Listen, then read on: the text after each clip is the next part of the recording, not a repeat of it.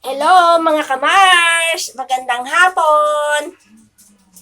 Andito po ako mga kamars sa may lababo. Bali nag-aayos po ako ng bouquet. Yung bouquet nga po, ito yung regalo nung Valentine's Day. So kasi siya ay nabasa po doon sa may lamesa, nahulog po siya sa lakas ng hangin doon sa may kortina, natangay po.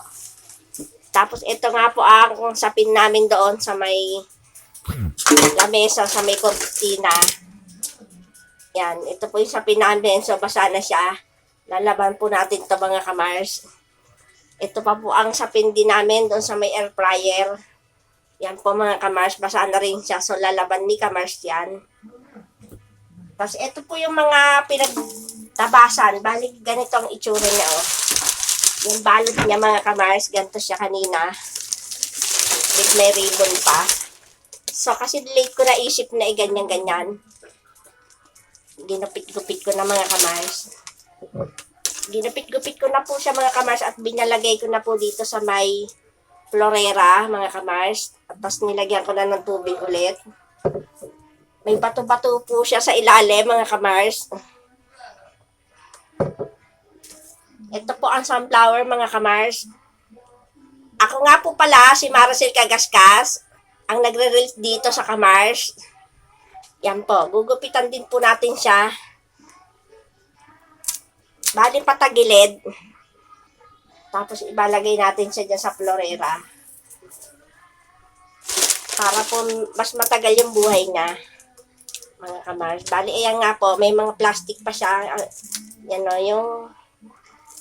yan po, yung ano ba to, pandikit. May pandikit pa siya dyan mga kamars. So tinatanggal ko na. Ang inyong butihing si kamars ay naglilinis ngayon.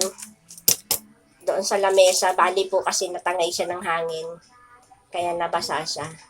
So may stick siya pala mga kamars. So hindi ko na tinanggal yung stick. Ano ba yon? Ganun po pala doon sa may bilihan ng halaman. Yan po oh. Ginapitan ko uli po mga kamars. Patagilid. Yan po, nilagay ko na.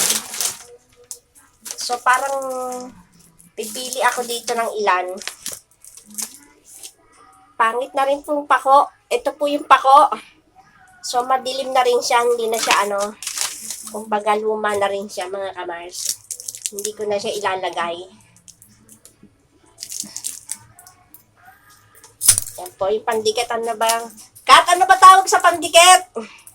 Yun po, yung pandikit ba yan oh? Pandikit sa notebook, nakalimutan ko na mga kamars.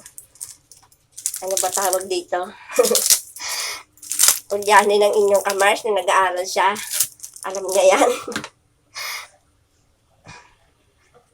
Bali po yung iba dito mga kamars. Ito oh. Wala na siyang petals.